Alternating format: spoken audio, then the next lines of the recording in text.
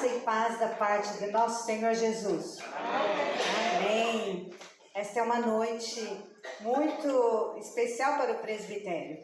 É uma noite em que nós estamos celebrando, agradecendo a Deus pelo movimento que trouxe a igreja ao caminho que é o estudo da palavra de Deus, que é a fé, que é exatamente aquilo que a igreja lá nos primeiros séculos ela pregava e vivia. Então o movimento da reforma foi um retorno àquilo que a igreja realizava quando ela, nos primeiros séculos, começou a pregar e a falar a respeito de Cristo Jesus. E nós agradecemos porque nós estamos aqui, né? Somos uma igreja reformada, uma igreja calvinista, uma igreja que reconhece a palavra de Deus, né? Que é regra de fé e prática para a nossa vida, que reconhece que é pela fé que nós temos a salvação em Cristo Jesus, aceitamos o que Cristo fez por nós, que glorificamos a Deus e que temos essa compreensão de que a graça de Deus veio e nos alcançou. Então é um momento muito gostoso para o nosso presbitério e nós nos reunimos aqui para juntos adorarmos ao nosso Deus, porque Ele é digno de toda adoração. Vamos começar nosso momento de culto, dando glórias ao nosso Deus, nos colocando em pé e convidando aqueles que vão nos ajudar a cantar o Santo Espírito. Hoje nós temos a colaboração, a participação dos nossos irmãos da primeira de Guarulhos, da terceira e da quarta de Guarulhos.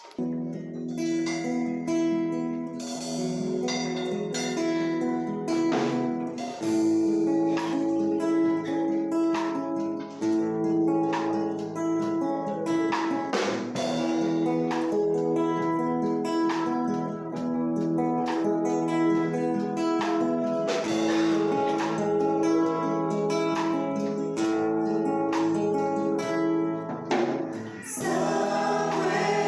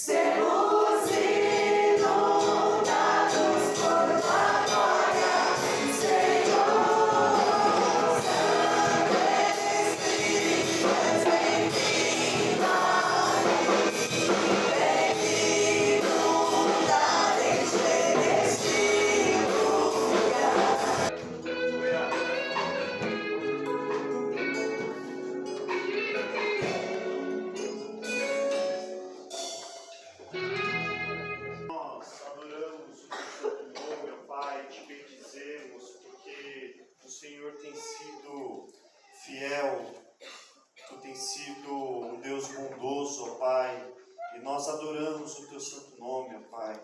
Tu és adorado em todo o tempo, ó Pai, e nós pedimos e imploramos para que o Senhor nos toque, nos mova diariamente, para que nós tenhamos em nossos olhos, mas também em nossos lábios, ó Pai, uma adoração verdadeira, uma adoração pura, ó Pai, uma adoração que não seja somente pelas palavras, Senhor, mas que seja fruto da nossa vida, ó Pai, de uma vida autêntica, ó Pai.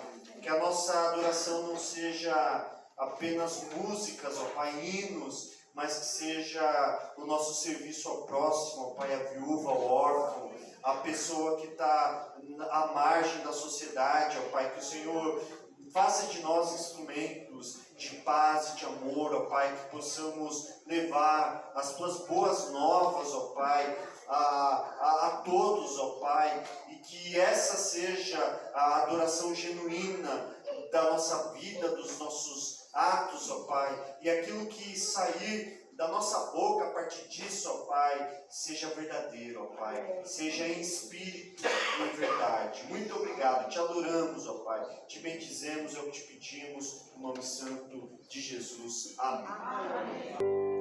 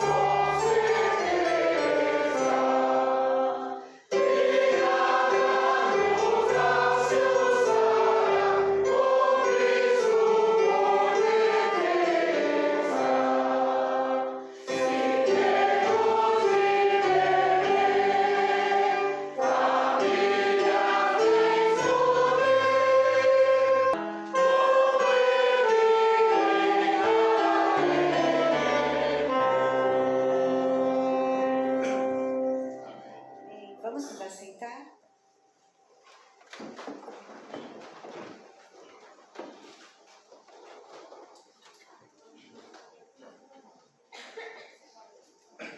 Pois todos pecaram e carecem da glória de Deus.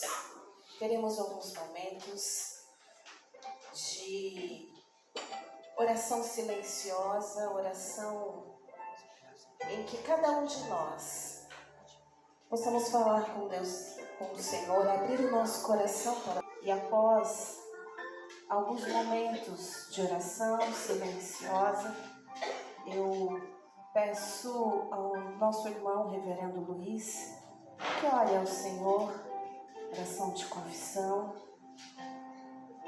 mas também de gratidão a Deus, porque temos plena convicção do perdão em Cristo Jesus. Oremos.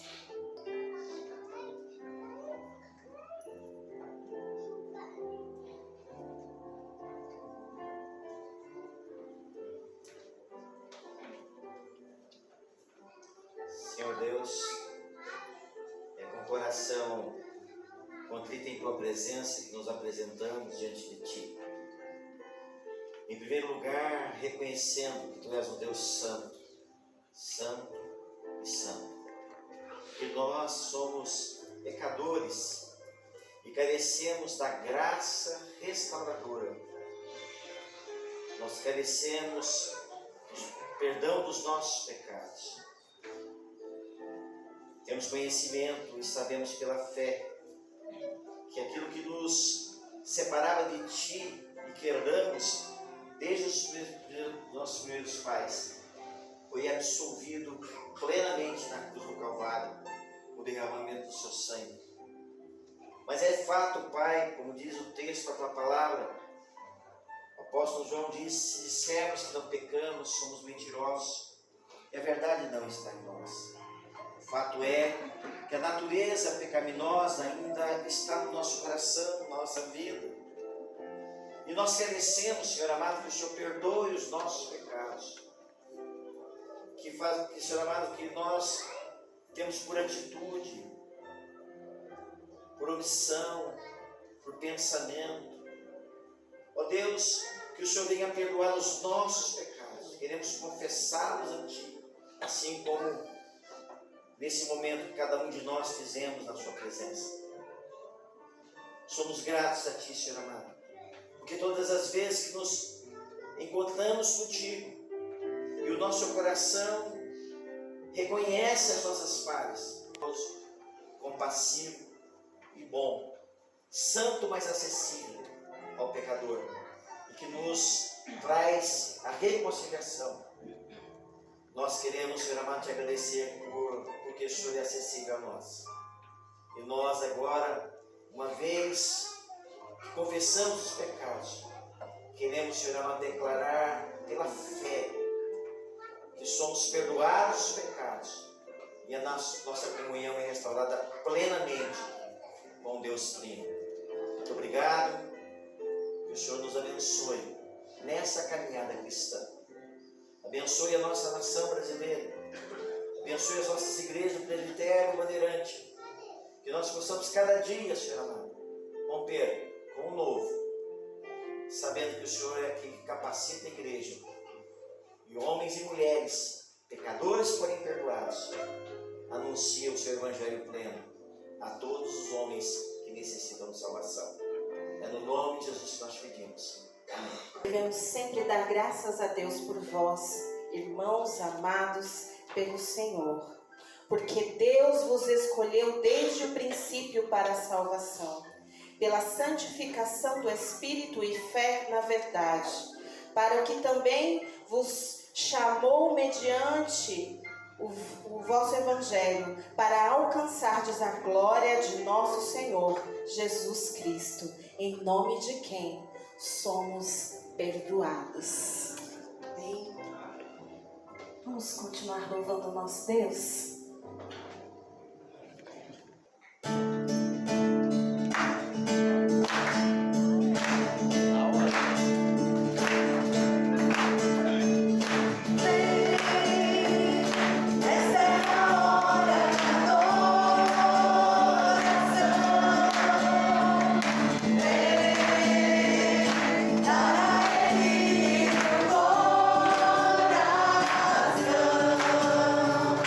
Vem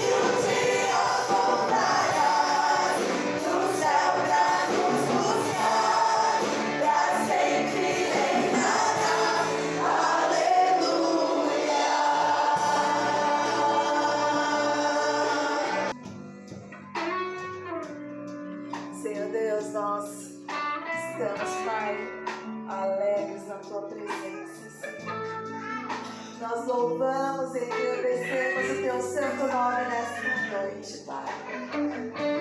Nós estamos felizes, Senhor Deus, porque o Senhor renova todas as coisas, Pai. Nós estamos agradecidos, Senhor, porque nós podemos, Senhor Deus, estar aqui compartilhando deste momento, Pai, desta alegria, Senhor Deus, de ter uma igreja viva no seu Espírito, Senhor. Uma igreja, Senhor Deus, conduzida pelo Senhor.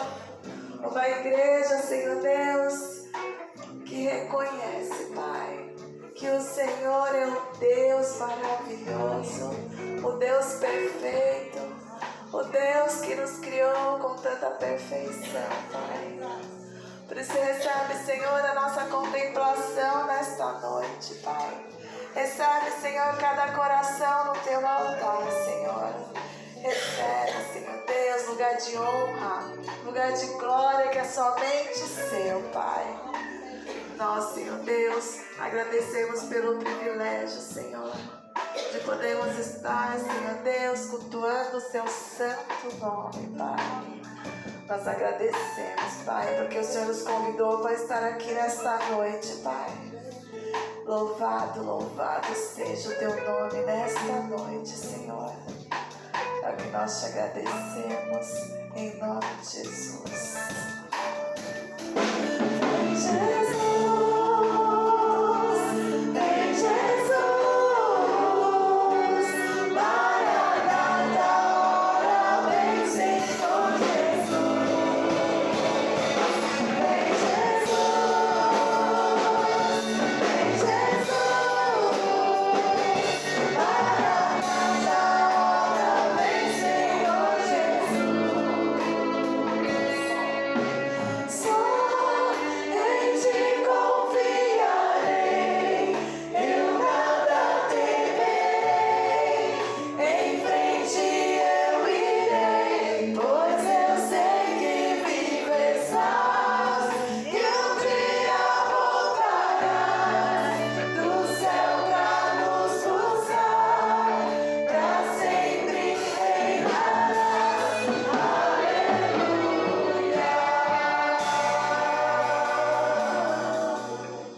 Amém. A igreja pode se assentar.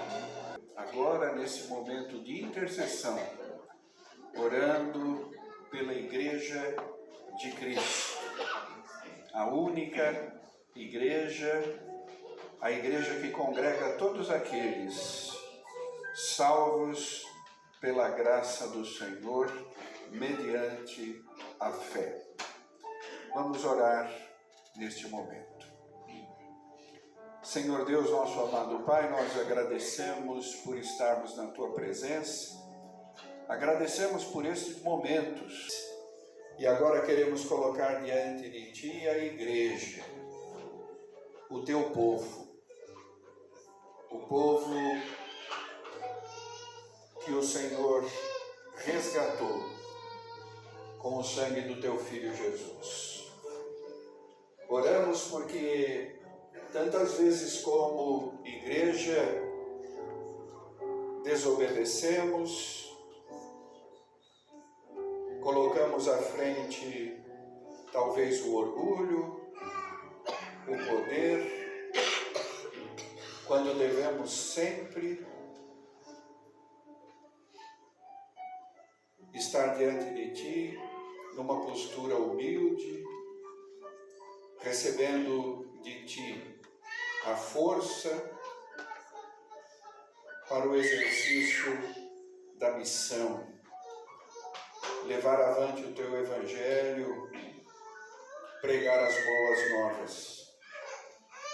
E nós intercedemos pela igreja para que ela faça isso e coloque isso diante dela sempre como seu propósito maior. Adorar o Senhor e proclamar a sua palavra. Que a tua igreja seja assim, fiel. Esse foi o propósito da reforma. Não permita, Senhor, que as nossas igrejas, que a nossa denominação e que o teu povo, de maneira geral, se desvie do propósito maior da igreja, que é te honrar e proclamar a tua palavra. Nós oramos assim em nome do Senhor Jesus. Amém. Muito bem, agora nós vamos ouvir o coral da primeira IPI de Guarulhos.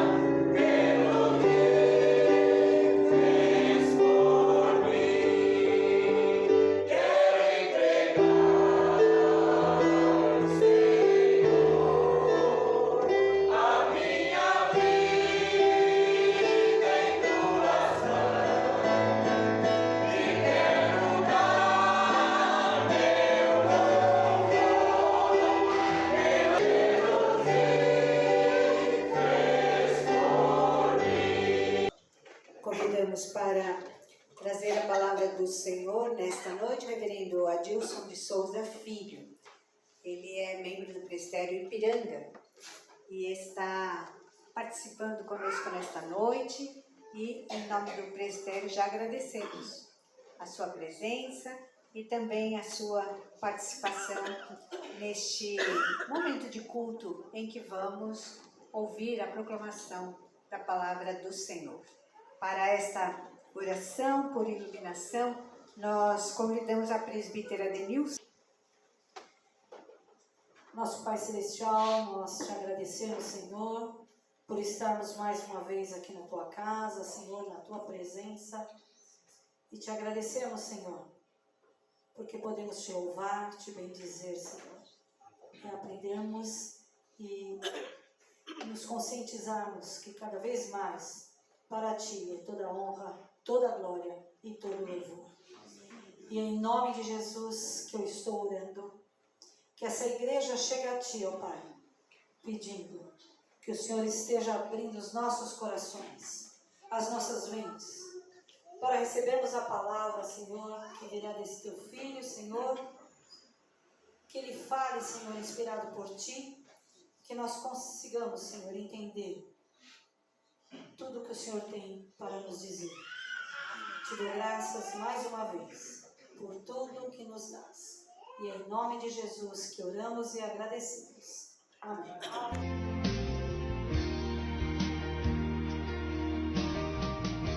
Algumas palavras antes da gente ler o texto. Tudo já foi dito sobre reforma protestante. talvez pudesse ainda insistir na mesma frase. Absolutamente tudo já foi dito sobre a Reforma Protestante. Afinal, são 508 anos.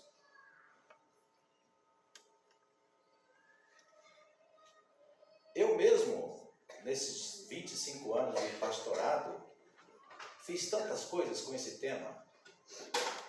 Por exemplo, no último ano em que pastorei a primeira IPI de Mauá, o ano passado, no mês de outubro, tem lá uma série de 5 mensagens só sobre Reforma Protestante. Somente a graça, somente a fé, somente a Escritura, somente Cristo e somente a Deus. Glória, como acabamos de cantar.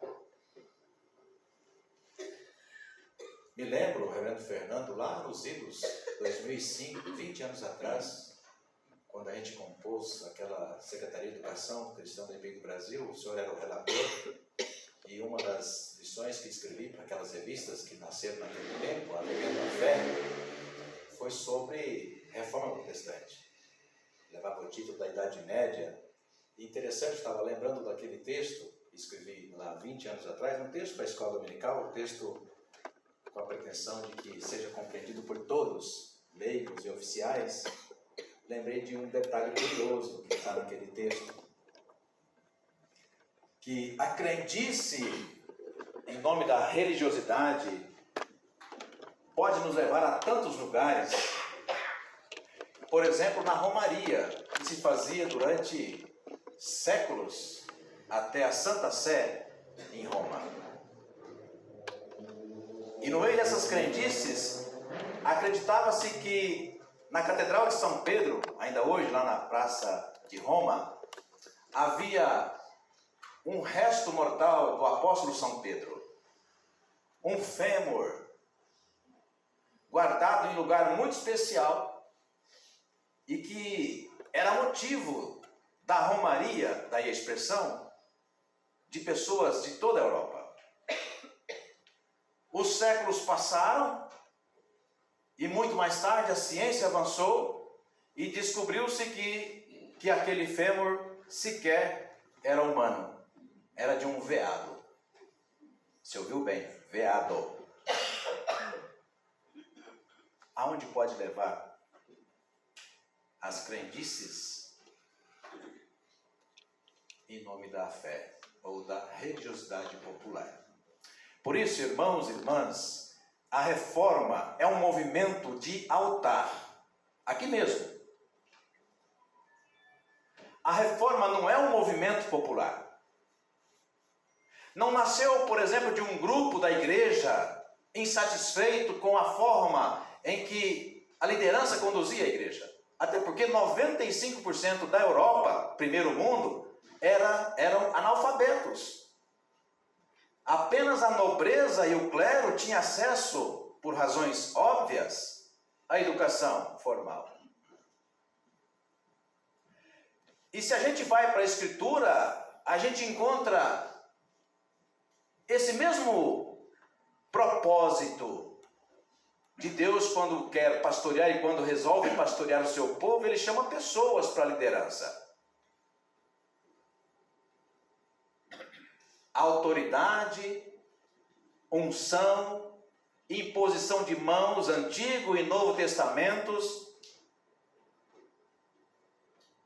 E estes e estas são chamados no altar para conduzir o povo na adoração do Senhor. O problema é que quando essa liderança por alguma razão se corrompe, Oséias já nos lembra isso há tanto tempo, no capítulo 4, o povo sofre porque falta conhecimento. O povo padece quando líderes de altar, ainda que tendo conhecimento por razões pecaminosas, conduzem o povo para longe do Senhor. Por isso, nesta noite, eu não quero falar de reforma. Eu quero falar da segunda parte, tão esquecida por nós. Se de propósito, nós, que eu digo pastores, pastoras, presbíteros, presbíteras, oficiais da igreja. Não sei se esquecido de propósito. Talvez até no final da mensagem a gente chegue a uma conclusão. Fato é que a gente fala pouco de protesto. Porque a reforma é protesto. Protesto contra quem? Protesto contra o quê? Abra comigo o texto. O Evangelho de Jesus, segundo São Mateus, no capítulo 21. E a toga é em memória ao professor Lutero, viu? Então eu pensei, vamos prestigiar a memória de Lutero, o professor Lutero em Wittenberg. Então decidi colocá-la. Capítulo 21 de Mateus. A leitura será de um recorte do verso 12, seguindo até o 17. E também, igreja, irmãos e irmãs, em homenagem ao trabalho incansável e em tempo recorde do professor Lutero, toda vez que eu citar o texto, pedir para você acompanhar, acompanhe. Até porque ele está na língua que você aprendeu a ler, a língua materna. Imagino que todos aqui são brasileiros e brasileiras. Então, na hora que eu citar o texto, vamos lá comigo no texto e você abre o texto ou liga o seu aplicativo de Bíblia para conferir, tá bom? Então, o primeiro texto, o texto base da nossa reflexão, Mateus capítulo 21, leitura do verso 12, seguindo até o verso 17. Você encontrou, né? Amém? Amém. Tendo Jesus entrado no templo, expulsou todos que ali vendiam e compravam. Também derribou as mesas dos cambistas e as cadeiras dos que vendiam pombas. E disse uma frase histórica, citando o Antigo Testamento. Está escrito: a minha casa será chamada casa de oração.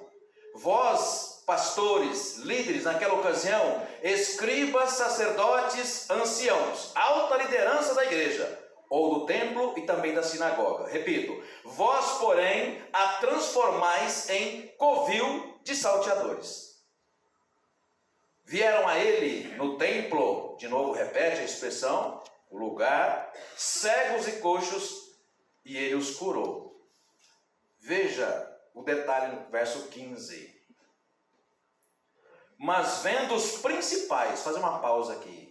Toda vez que eu lembro esse texto, se eu estiver lendo, estiver com minha esposa que é pastora, ela sabia hoje de manhã de novo. Por que será que o texto, o evangelista Mateus, se preocupou sempre em dizer os principais? Os principais. Ainda que não haja hierarquia no pastorado, no presbitério, pastores e até mesmo no concílio, nem mesmo pastores e presbíteros. Todos têm direito à voz, têm direito à fala, claro, e a voto. A diferença é que ao pastor requer-se a formação teológica, com grau de excelência. Está assim na Constituição da IPI do Brasil. Grau de excelência. Então, quando fala principais, eu quero dizer para você, igreja, Mateus está dizendo assim para nós, olha, eram pessoas da alta liderança que sabiam o que estavam fazendo. Por isso eles eram os principais da liderança. Verso 15. Mas vendo os principais sacerdotes e os escribas as maravilhas que Jesus fazia, e os meninos clamando, Hosana ao filho de Davi, indignaram-se e perguntaram-lhe, ouves o que estes estão dizendo? Jesus responde, sim, de novo, Antigo Testamento.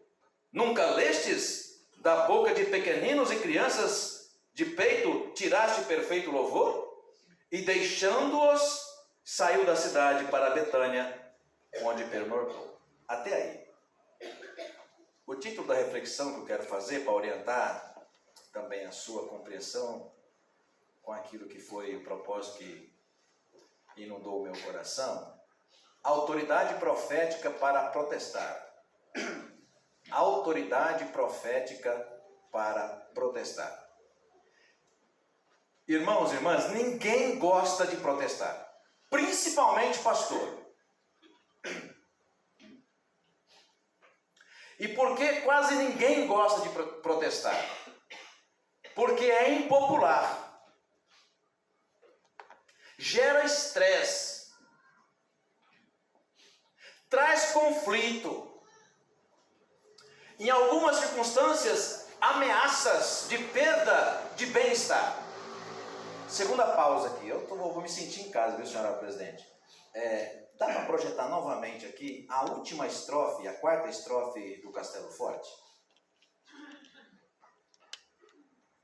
Do Castelo Forte. Aí eu sei que o pessoal faz de contínuo, tem que ir voltando tudo, né? Desculpa aí pelo incômodo, mas você vai entender.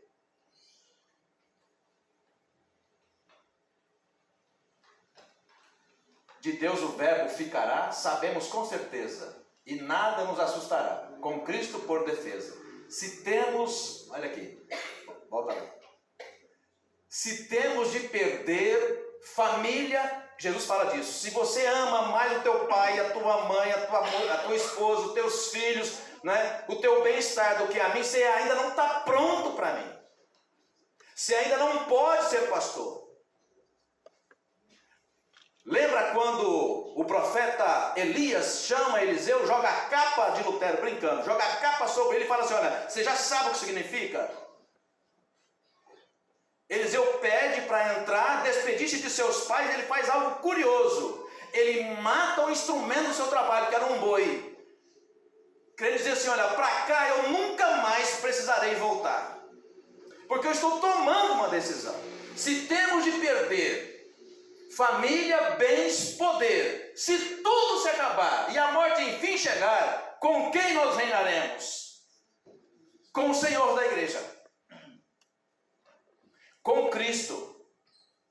Por isso, irmãos e irmãs, repito, ninguém gosta de protestar porque é impopular, gera estresse, gera conflito e às vezes ameaça de perda de bens. Quais são os bens que muitas vezes os pastores se seguram a eles? Meus filhos já são adolescentes, eles estudam nessa cidade, eu não posso sair daqui. Nessa cidade tem os melhores médicos, especialistas, eu não posso sair daqui. Olha, eu nasci nessa cidade, não conheço outro lugar, eu não posso sair daqui. Imagina se Lutero pensasse assim. Ah, reverendo, mas Lutero teve apoio de um príncipe, Frederico II, da Saxônia, em Wittenberg. Colocou parte do exército e olha, pode ir, claro. O príncipe tinha interesse, se livrar dos impostos de Roma. Se você quiser pensar assim, que Lutero só teve coragem de fazer o que fez, porque tinha apoio de um príncipe ou de um duque, é um direito seu. Fato é que nós não gostamos de protestar. Mas será que Deus, quando nos chama, a mim, pastor, a você, pastora, será que na unção do chamado, Deus não nos coloca o desafio do protesto? A resposta é simplesmente sim. Desde o chamado de Abraão, Gênesis 12, o tempo todo. O tempo todo. Porque o protesto, com o conceito profético, na tradição judaica, o profeta ou a profecia era aquela autoridade divina revelada aos escolhidos para fazer o que? Olha, denunciar o pecado, anunciar o juízo e ao mesmo tempo, por Deus ser gracioso, abrir espaço para o arrependimento, para o perdão do Senhor.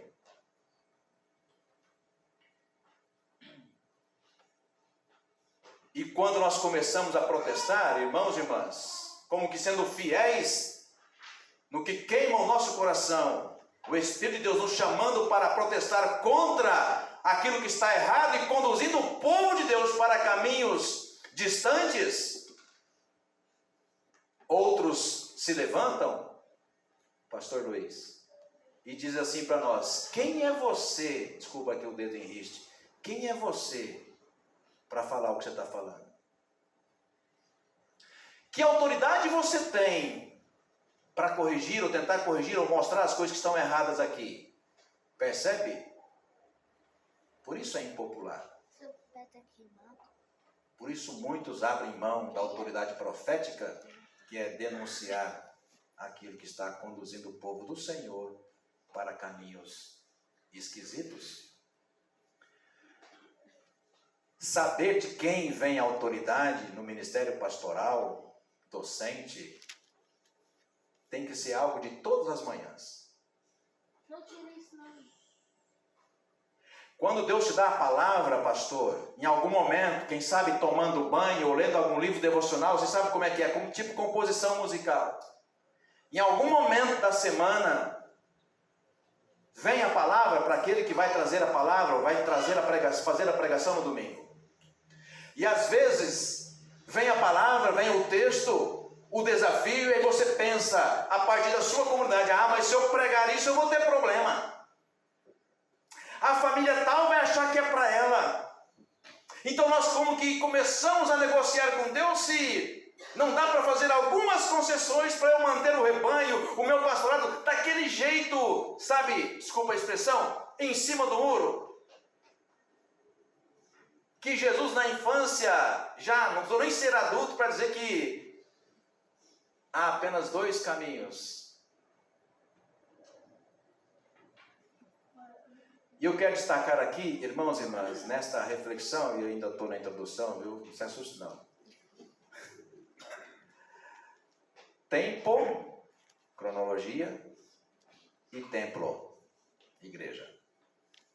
Agora abre o segundo texto que eu falei para você. Segundo texto.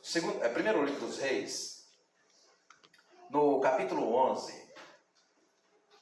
Por que é importante, irmãos e irmãs, a gente ter ouvidos atentos e olhos também fitos naqueles que são os líderes que exercem autoridade no altar do Senhor? É por isso que Lutero queria a Bíblia na mão do povo. Porque não é porque você é leigo, aspas, que não fez teologia, que você não conhece a Escritura, a ponto inclusive de dizer, pastor, que mensagem é essa? Que interpretação é essa? Afinal, Lutero, isso nunca foi colocado em prática, viu? Infelizmente, na tese feita do livre exame da Escritura. Reverendo Fernando, a institucionalidade nunca deixou o povo fazer livre exame da Escritura.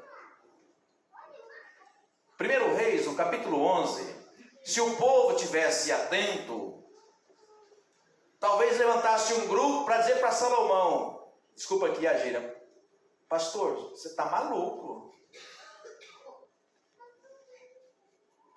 Que espírito de megalomania é esse? Então veja, no capítulo 11, verso 7 e verso 8. Nesse tempo edificou Salomão um santuário a Quemos, abominação de Moabe, sobre um monte fronteiro a Jerusalém. E a Moloque, abominação dos filhos de Amon. Assim fez para com todas as suas mulheres estrangeiras, as quais queimavam incenso e sacrificavam a seus deuses. Então esse espírito de megalomania foi denunciado. Deus levantou pessoas para protestar contra a forma que Salomão estava conduzindo. Ouça aqui, a liturgia daquele templo. Quem Deus levantou? Seguinte, no mesmo capítulo 11, verso 30 e verso 31. Aías pegou na capa nova que tinha sobre si, rasgou-a em 12 pedaços e disse a Jeroboão, toma 10 pedaços, porque assim diz o Senhor, Deus de Israel, eis que rasgarei o reino da mão de Salomão e a ti darei 10 tribos.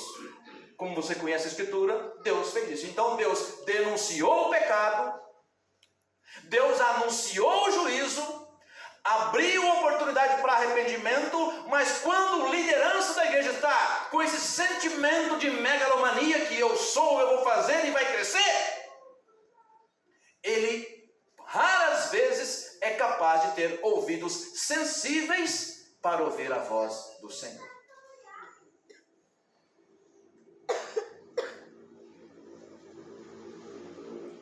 Não precisa de achar, ainda que só se quiser conferir.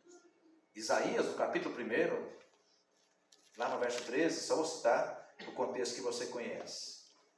Do mesmo jeito, na minha terra de nascimento, a minha mãe diria assim, é muita cara de pau. Essa vida que está levando, e ela falava isso para os filhos, viu? E chega domingo, vai para a igreja, de Santa Ceia, domingo de Santa Ceia, e toma ceia, como se nada tivesse acontecendo. Era a forma de uma leiga admoestar os seus filhos. O profeta Isaías, com palavras um pouco mais construídas, dizia e diz a mesma coisa. Que é isso? Que culto é esse que vocês estão fazendo? Com as mãos cheias de sangue, vocês roubam as viúvas, vocês fraudam o salário do trabalhador, e domingo vocês vêm para o culto como se nada tivesse acontecido. Protesto. Protesto. Amós, esse você tem que encontrar. Amós capítulo 7. Amós no capítulo 7.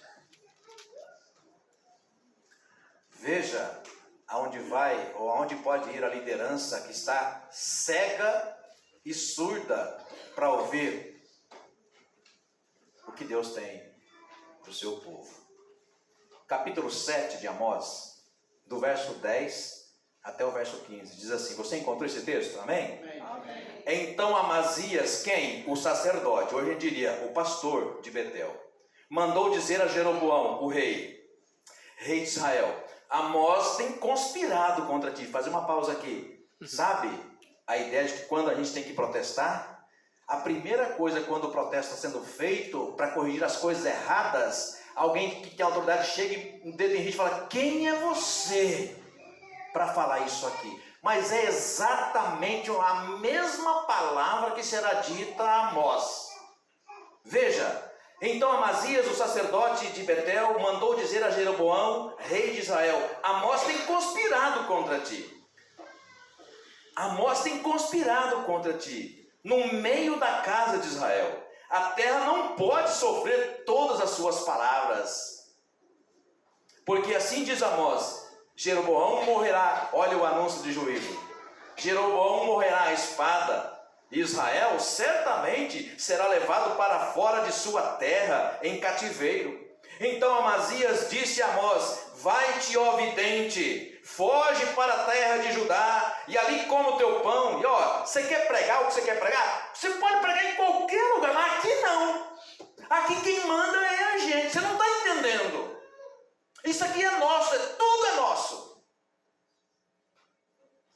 Como é que Amós se defende dessa ilegítima autoridade com o dedo em risco, dizendo aqui você não vai pregar isso, ou diríamos, aqui você não vai protestar? Como Amós se defende? Gosto muito da forma dele se defender. Verso 13, mas em Betel daqui por diante já não profetizarás, porque é o santuário. De quem é o santuário, irmãos? Está escrito aí, do rei. Ora pois, o santuário é do rei ou é do Senhor? Percebe? De quem que é a igreja? De quem é a primeira IPI de Guarulhos? De quem é a terceira IPI de Guarulhos? Percebe? Percebe? De Jesus. De Jesus. Glória a Deus. De Jesus. De Jesus. Verso 14, a resposta de Amós.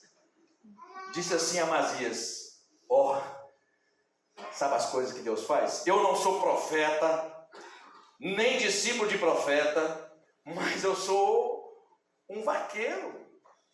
Meu trabalho é cuidar de gado, de boi. E olha, eu também nas horas vagas, entre um trabalho e outro, eu colho figos, mas sem entender nada. Verso 15, termino. Mas o Senhor me tirou de lá, eu estava cuidando da minha vida, cuidando das minhas coisas, o Senhor me tirou de lá, eu não entendi nada. Me tirou do norte e me trouxe para cá. E falou, simplesmente fala, ou denuncia, protesta contra o culto, a forma de culto que está sendo feita aqui no meu templo, que eu consagrei. 2 Crônicas 7,14. Não sou profeta, não sou discípulo de profeta, mas eu só sou um vaqueiro. E sem entender nada, Deus me tirou de lá e me colocou aqui para dizer exatamente isso, para protestar contra o que está errado. Terminando nessa introdução, mais um texto.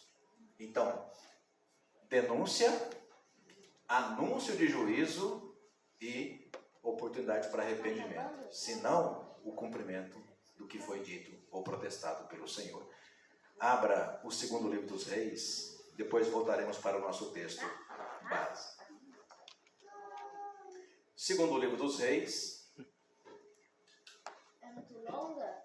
no capítulo 24, é longa, filho, vai lá fora, bebe água, come um pão de queijo. Capítulo 24, verso 10 ao verso 14. Considerando, irmãos e irmãs, que todos de Salomão, até o tempo dessa palavra, chegando aqui a Joaquim, todos os reis, todos os sacerdotes, os anciãos, os escribas, aqueles que cuidavam, a alta liderança, que cuidavam do templo, nenhum foi capaz, Wagner, de fazer a reforma que Deus estava ordenando fazer. Então, já que ninguém entendeu a denúncia, ninguém acreditou no juízo de Deus, sabe o que aconteceu? Você vai ouvir agora. O que aconteceu com o templo que Salomão profanou? Naquele tempo, verso 10, segundo Reis 24, verso 10. Naquele tempo subiram os servos de Nabucodonosor, rei da Babilônia, a Jerusalém, e a cidade foi cercada. Nabucodonosor, rei da Babilônia, veio à cidade quando seus servos a sitiavam. Então subiu Joaquim, rei de Judá, a encontrar-se com o rei da Babilônia, ele, sua mãe, seus servos, seus príncipes, seus oficiais, e o rei da Babilônia, no 8º ano do seu reinado, o levou cativo. Ele sequer parou para dar ouvidos ao rei Joaquim. Diríamos assim, ó, irmão, esquece, aqui agora tudo é meu isso aqui, ó. Tudo meu, pode esquecer. Verso 13. Levou dali todos os tesouros, aí está com letra maiúscula na sua Bíblia, tá? Da casa do Senhor, é do templo. Os tesouros da casa do rei. E segundo tinha dito o Senhor, ou seja, a profecia que Deus havia dito, ou pelo menos o protesto que Deus havia dito, e não acreditaram no protesto do Senhor, e segundo havia dito o Senhor, cortou em pedaços todos os utensílios de ouro que fizera Salomão, rei de Israel, para o templo do Senhor. E terminando no 14, transportou a toda Jerusalém, todos os príncipes, todos os homens valentes, todos os artífices e ferreiros, ao todo 10.000. Ninguém ficou senão o quê? O povo pobre da terra. Você entendeu de quem é a igreja? Você entendeu a quem pertence esse santuário? Sim! É isso aí. É isso mesmo. Ah, pastor, mas isso aí é no Antigo Testamento. A gente chega no Novo Testamento, no texto base da nossa reflexão, aí você vai entender, foi exatamente o que Jesus fez aí de novo. Jesus, Antônia, não fez nada novo do que outros profetas no passado fizeram. E de novo, agora no templo que lá havia sido destruído, depois foi reconstruído, quando chega Jesus, de novo, do mesmo jeito. Aí você já poderia pensar, e depois de Jesus, então passa 1500 anos, 1517, de novo a mesma coisa. E a terceira pausa, em 2025, de novo a mesma coisa. E por que essa terceira pausa? O primo da pastora Alessandra, uma cidadezinha pequeniníssima, é o tesoureiro da prefeitura. E no começo desse ano, no aniversário da cidade, o cantor Fernandinho foi contratado para fazer um show evangélico lá. 50 minutos foi o contrato. E ele ficou lá exatamente os 50 minutos. 50 minutos. 130 mil reais. Por que a gente sabe o valor? Porque foi o primo dela que fez o pagamento. Não vou entrar em conteúdo, dizer se você gosta ou não gosta, mas dizer de que maneira, de novo, o templo do Senhor é conduzido na direção daqueles que lideram, daqueles que cuidam, de acordo com o seu propósito e não o propósito do Senhor. Portanto, irmãos e irmãs, para uma primeira divisão, eu quero desafiar você a pensar no seguinte: aonde você tem dirigido o seu protesto? Contra o que você tem dirigido o seu protesto? Por exemplo, quando a gente também não compreende o que é protesto, vamos falar um pouco de nós, presbíteros independentes. Eu anotei algumas coisas sobre o nosso protesto. Protesto ilegítimo, desnecessário. A gente protesta contra o coral da igreja. A gente protesta contra a coordenadoria local de adultos. A gente protesta sobre a escola dominical. A gente protesta sobre batismo infantil. Não, pastor, não tem. Ah, tá bom que não tem. A gente protesta sobre ordenação feminina. A gente protesta sobre a forma de formação dos pastores na FATIP. A gente protesta sobre a forma de governo da igreja. Temos dirigido, irmãos e irmãs, muitas vezes o nosso protesto a lugares diferentes e também sobre coisas erradas, coisas diferentes. E muitas vezes vamos suportando aquilo que de fato deveria ser o alvo do nosso protesto. O conteúdo da liturgia, do louvor, da pregação, o conteúdo do ministério diaconal, das decisões do conselho, da identidade da nossa denominação, da nossa tradição reformada, do lugar da Escritura, na nossa identidade cristã. Então Jesus entra no templo para recuperar, irmãos e irmãs, de fato, a igreja que precisa ser cristã. Verso 12, Mateus 21. Que tipo de igreja queremos ser? Uma igreja evangélica ou uma igreja cristã? Não é a mesma coisa, pastor? Não, não é. Principalmente em nossos dias. No verso 12, tendo Jesus entrado no templo, expulsou todos que ali vendiam e compravam. Também derribou as mesas dos cambistas e as cadeiras dos que vendiam as pombas. A ideia que nós temos, irmãos e irmãs, e os ouvidos e olhos atentos, é que parece que nós estamos exatamente em 1517 na Alemanha, ou em toda a Europa. Eu trouxe esse livro aqui só para mostrar, depois no final do culto, se você quiser olhar. Irmãos e irmãs, nós pastores e pastoras, é de doer a nossa consciência quando você olha aqui na página 138, como diz a minha mãe também, tintim por tintim, um livro do Estado brasileiro, porque está aqui, ó, distribuído pelo governo federal, tintim por tintim explicando o que é reforma. E meninos e meninas de 13 e 14 anos, que são parte dos meus alunos na Praia Grande, na disciplina de História, já são capazes de fazer as brincadeiras, ligando, hoje, talvez a parte maior do que a igreja evangélica, as mesmas coisas que Lutero combateu 500 anos atrás. Na maioria dos meus alunos de 13 e 14 anos, eles fazem piada quando ouvem a expressão pastor. Você é capaz de compreender comigo? Para onde nós voltamos quando nós deixamos de protestar? Então Jesus entra no templo e protesta. Protesta com autoridade. E os principais sacerdotes, anciãos e escribas, não gostando da correção divina que Jesus estava fazendo, eles vão perguntar que autoridade ou que legitimidade Jesus tinha para fazer aquilo. Percebe?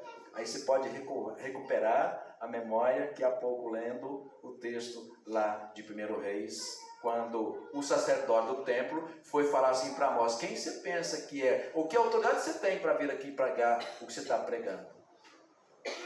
Fizeram a mesma coisa, pastor Luiz, com Jesus. Aqui trocadilho meu, quem você pensa que é para quebrar essas mesas? Para mudar a forma de culto, a liturgia aqui. foi isso que Jesus fez. No verso 13, porque trazer de volta, como a pastora Shirley, abrindo a liturgia, falou exatamente isso. A atitude de Lutero, trazer de volta a igreja para o quê? Para o centro, que é Cristo, a mesa da comunhão, e para a palavra. Não tem nada novo. Nós só temos de cumprir o nosso dever, principalmente nós, pastores e pastoras. Protestar é denunciar aquilo que está errado. E não importa se você tem de perder esposa, bens, mulher, família, salário, é necessário protestar. Porque a casa do Senhor deve ser chamada casa de oração para todos os povos e não pode ser transformada em lugar de negócios, principalmente se esses negócios enriquecem os pastores. Vamos terminar? Que tipo de autoridade pastoral queremos ter? No verso 14, vieram a ele no templo, a Jesus, cegos, coxos, e ele os curou. Jesus não apenas recupera o lugar de culto da igreja, mas ele também, presbítero Geraldo, recupera a tônica, ou seja, o DNA do ministério pastoral. Pregação da palavra e cuidado do povo de Deus. É para isso, e é só para isso que Deus chama pastor e pastora. Não há uma terceira causa, só há duas. Pregação da palavra e cuidado do povo. É só isso que um pastor tem que fazer. Eu vou repetir por milhões de vezes. Pregação da palavra e cuidado do povo. E esse cuidado vocês sabem que é completo. É orar, é acompanhar, é visitar, é instruir, é orar junto, é compartilhar. Mas quando nós nos ocupamos com coisas grandiosas demais, nós deixamos de cumprir essas duas coisas, as únicas duas coisas para as quais Deus nos chama, que é cuidar da palavra e cuidar do rebanho. Então, quando o texto diz que Jesus recupera o lugar de culto e recupera, reverendo Rodrigo, o lugar da pastoral, ele já pode sair do templo, porque a mensagem foi dita. Mas no verso 15, não aceitaram a reforma que Jesus propôs para o templo de Jerusalém. Porque no verso 15 diz assim, presbítero Adelino: mas vendo os principais sacerdotes e escribas as maravilhas de Jesus. Que maravilha era essa? Gente, oração, pregação da palavra e cuidado do povo. Fazer uma pausa aqui. Aí a gente pensa assim, reverendo Fernando: ah, mas só isso?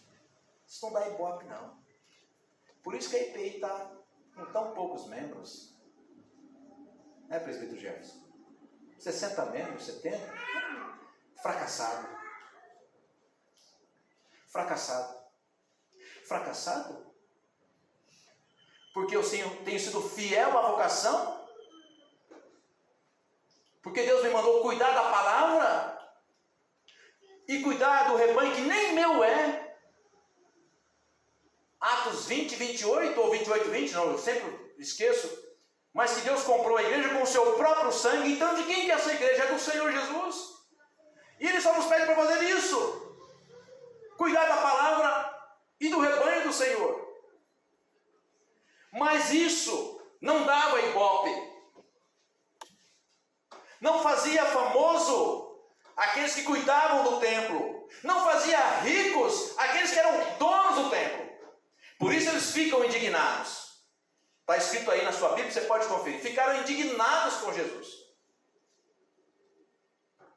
Como ficam por vezes com os pastores, vai se preparando, viu, Wagner? Quando ele quer manter a tradição. Não permitindo o povo desviar do caminho. Aí quando a pressão é grande demais, sabe o que ele faz? Ele cede. Aí se ele cede, Deus fala assim, como falou para Jeremias, né? Olha, para o seu lugar, eu estou escolhendo o outro. Por seu lugar, estou escolhendo o outro. Sabe qual é a ironia, irmãos? Aqui eu termino. Do protesto, do juízo anunciado, mas para arrependimento, a ironia é que Jesus usa de algumas metáforas para dizer para nós adultos, letrados, estudados, no caso nós pastores, que temos o dever de cuidar da Escritura. Jesus usa aqui 3 figuras irônicas para dizer o quanto nós agimos com cegueira e também com, como é que é mesmo? Surdez. Obrigado. Vou terminar lendo o verso 7 que não foi lido. Mateus 21, verso 7. Trouxeram a jumenta, e aqui a primeira figura irônica. Trouxeram a jumenta e o jumentinho. Então puseram em cima deles as suas vestes e sobre elas Jesus montou para entrar em Jerusalém. Por que é uma ironia contra o glamour de Jerusalém e do templo, o mega templo de Jerusalém? Porque a entrada real pelo portal principal da cidade era feita pelo rei, reverendo Rodrigo, e era feita num cavalo egípcio de 1/4 de milha. Então Jesus entrar num jumentinho, está dizendo aqui, ó, tudo que vocês consideram poder, glamour, fama, riqueza, tudo isso é nada. Jesus vai dizer um pouco antes sobre o templo, olha, isso aqui em 3 dias será destruído tudo, isso não tem valor nenhum. Principalmente quando vocês mudam a liturgia, vocês mudam o centro do culto, quem é o Senhor da igreja, tudo isso perde valor. Ele entra montado num jumentinho. Segunda metáfora de ironia, verso 16. Ouves o que esses, capítulo 21, tá? Ouves o que esses estão dizendo, as crianças? Jesus respondeu, sim, nunca lestes? Da boca de pequeninos e crianças de peito tiraste perfeito louvor? Triste notar, mas é verdade. Principalmente nas grandes igrejas. Não há lugar para as crianças. E me desculpa aqui o trocadilho pesado. Sabe por quê? Porque criança não dá dízimo e não dá oferta. Por isso Jesus usa dessa ironia. É das crianças que Deus tira o perfeito louvor. E vocês adultos, letrados, cheios de poder e autoridade, precisam aprender com as crianças. Onde está o sentido real do culto? Terceira metáfora, em tom de ironia. Vai lá para o 31, e sim, prometo, e agora cumpri, termino. 31. Qual dos dois fez a vontade do Pai? Disseram, o segundo. Declarou-lhe Jesus, em verdade vos digo que publicanos, ou seja, pensa no mais corrupto político. Publicano era cobrador de imposto. E ele era duplamente odiado. Primeiro, porque sendo judeu, cobrava imposto para Roma. E segundo, por autoridade que tinha, sempre cobrava a mais.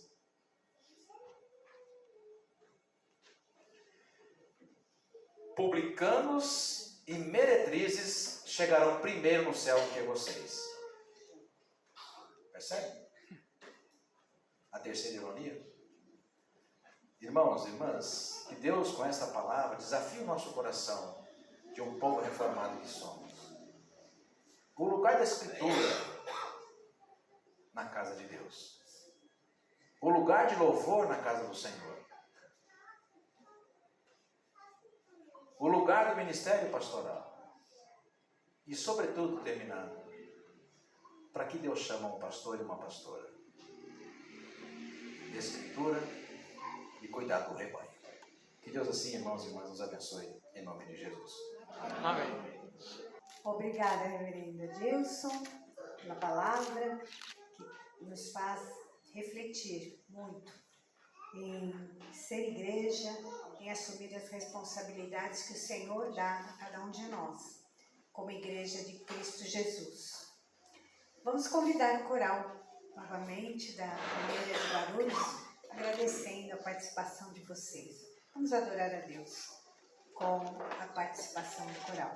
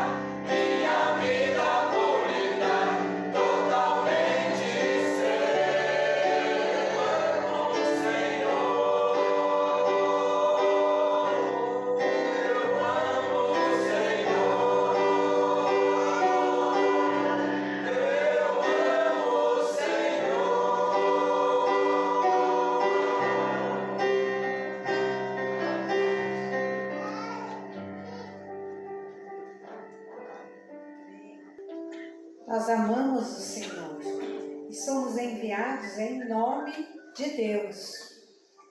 Vamos nos colocar em pé para este momento de envio.